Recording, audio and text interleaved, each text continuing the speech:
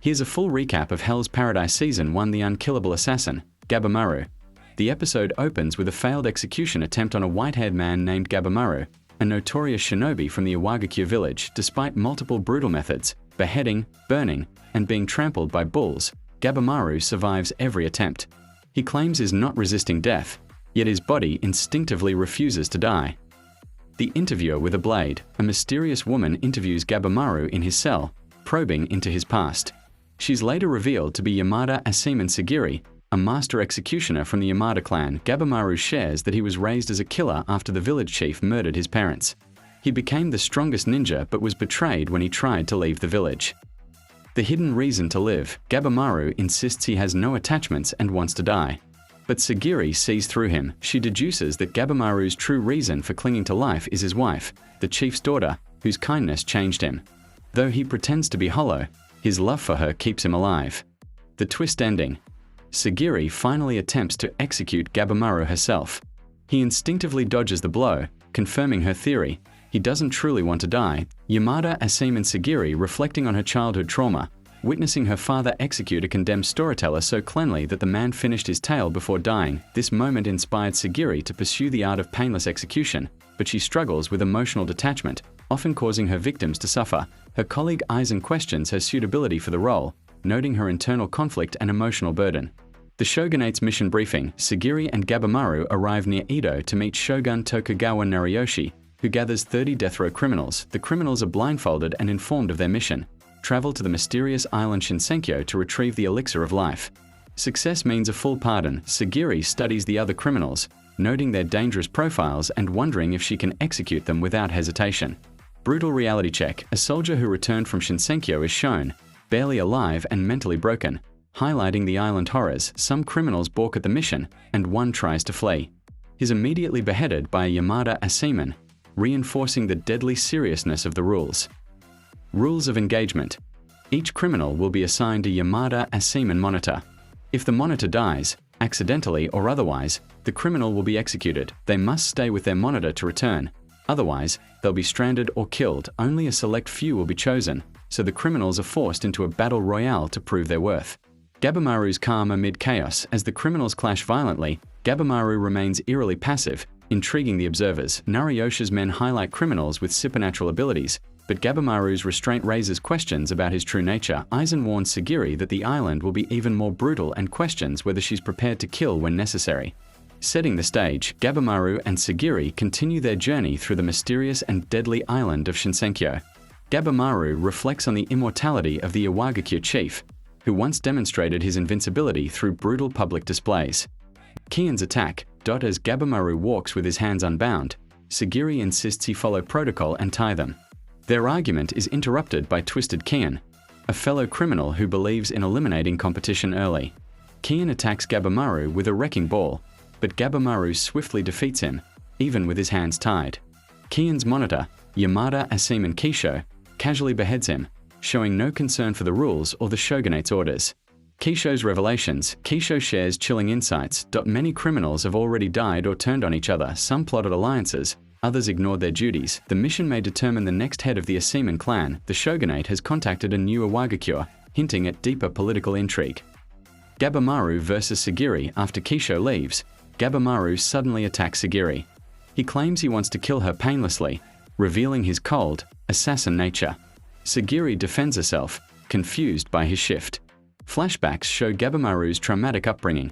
His parents were murdered by the Iwagakure chief, who believed love was weakness. Gabimaru internalized this, becoming emotionally numb.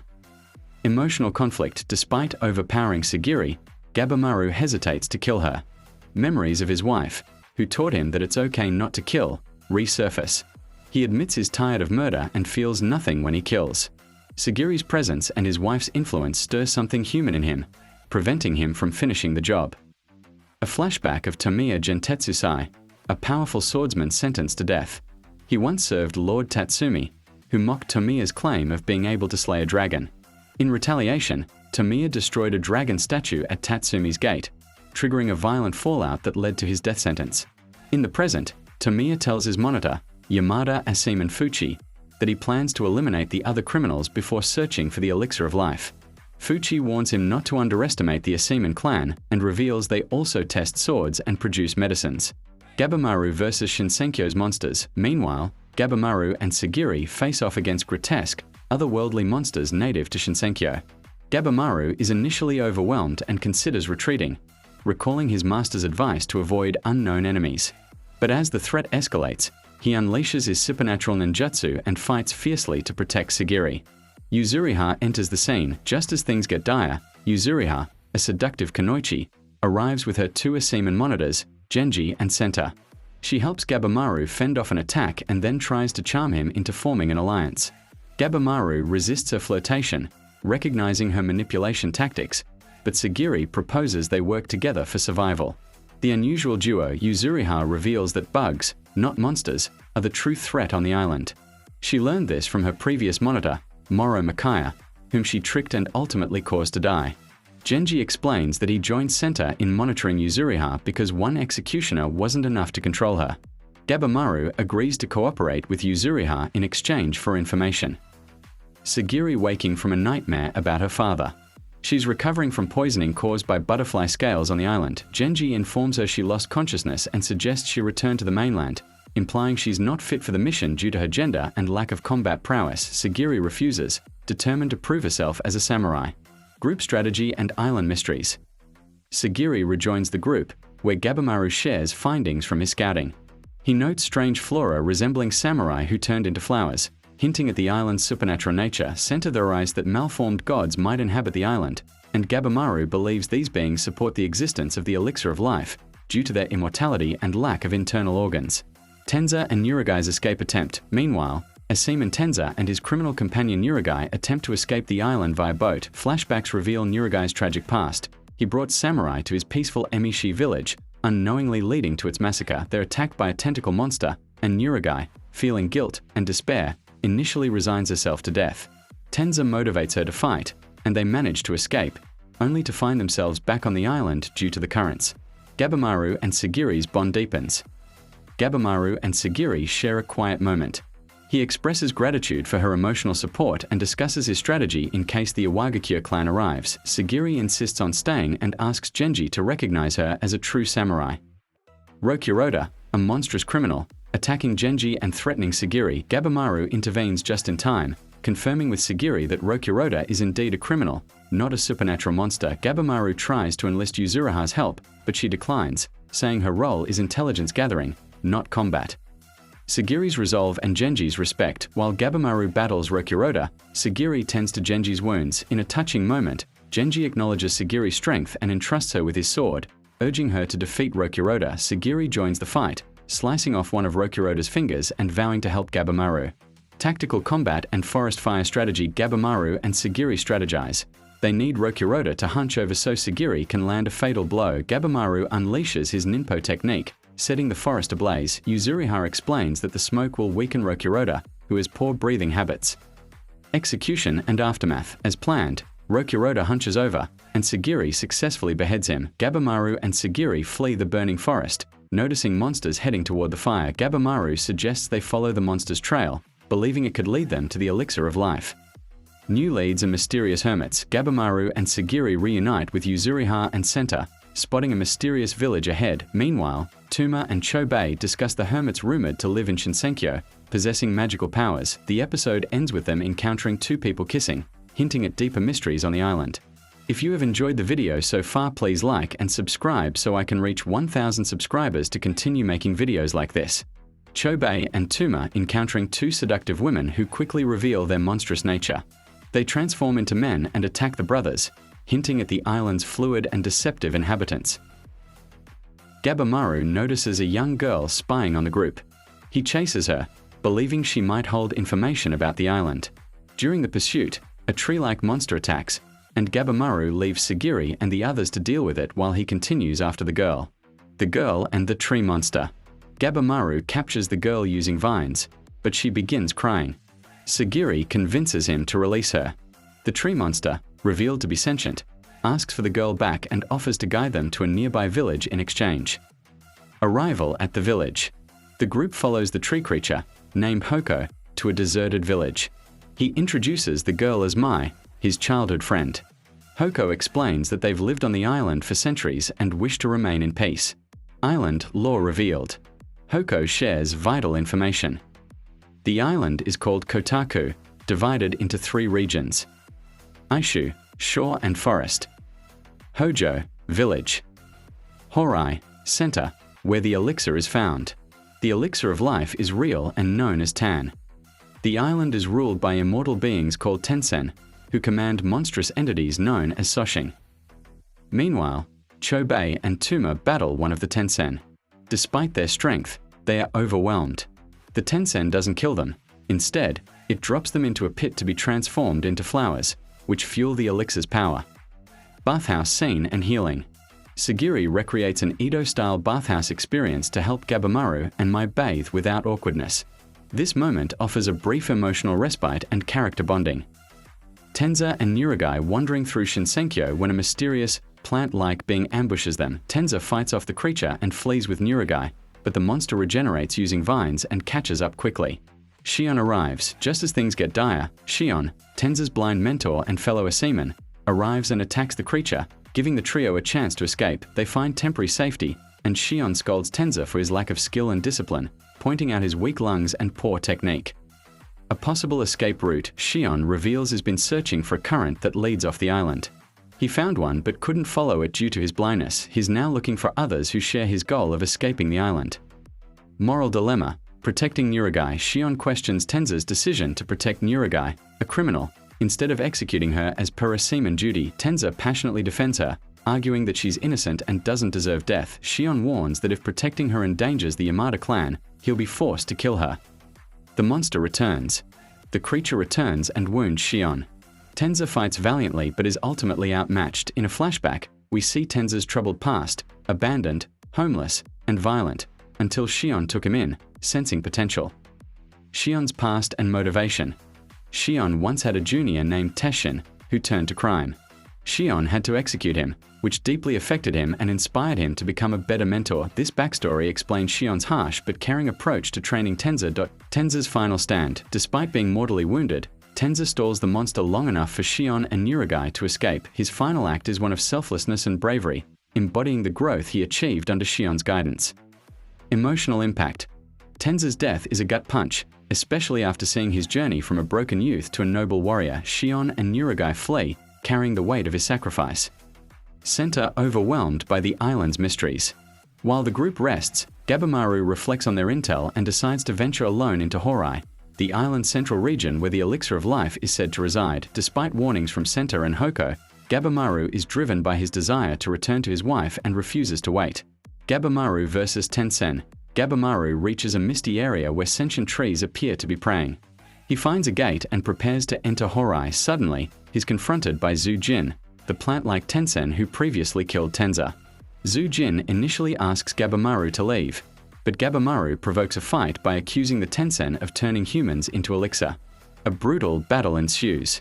Gabimaru uses fire and martial arts to damage Zhu Jin, tearing off limbs and even forcing it to cough blood, an unusual reaction for a supposedly immortal being. Zhu Jin transforms into a monstrous flower-like form and overwhelms Gabimaru, pushing him to the brink of death. In a dreamlike state, Gabimaru sees his wife and finds peace, but is not ready ### Mai's intervention. Just as Zhu Jin prepares to finish Gabimaru, Mai arrives and rescues him. They retreat, barely surviving the encounter. Sagiri's mission. Meanwhile, Sagiri rallies the others to search for Gabimaru. Guide them. Believing Mai went after Gabimaru during their journey, Hoko shares critical lore about the island and the Tensen. There are 7 Tensen, all born from a single hermit who mastered Tao and split into multiple beings. Though they look similar, each has a distinct personality. Hoko himself was once human, like the other villagers. Tensen Council Meeting.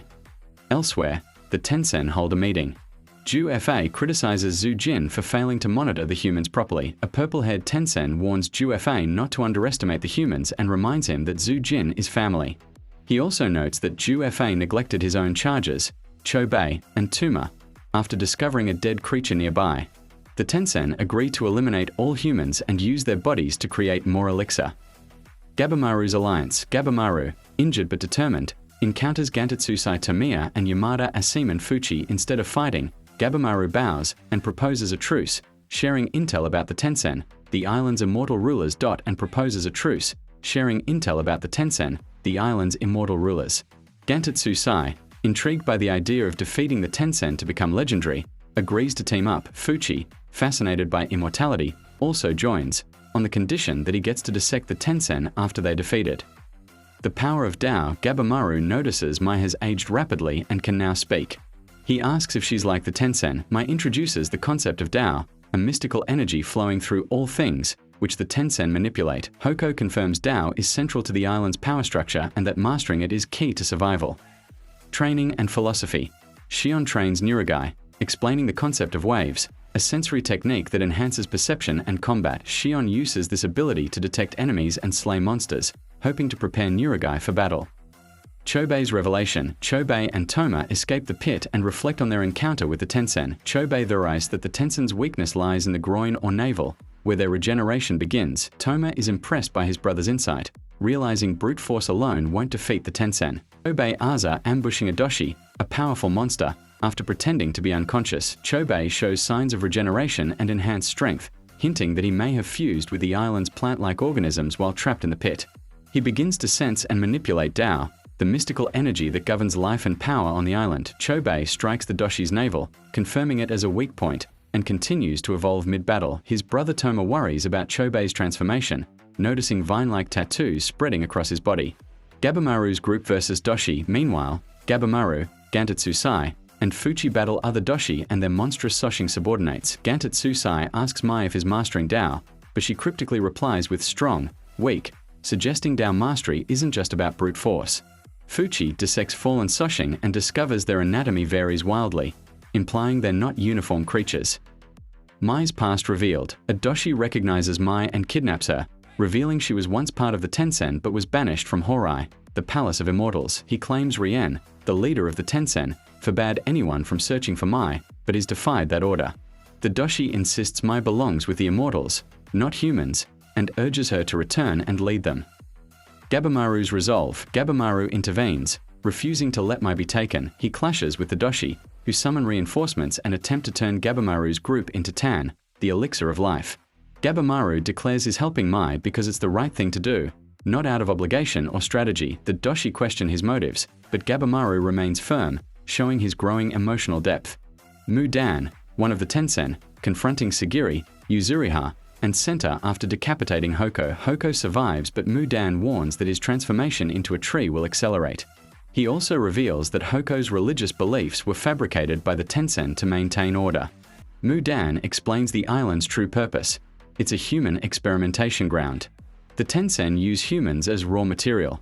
Lesser ones become Kyoishi, mutated servants, while high-quality ones are turned into Tan, the energy source for the elixir of life. Crucially, Mudan reveals that the elixir of life doesn't exist in the way they imagined.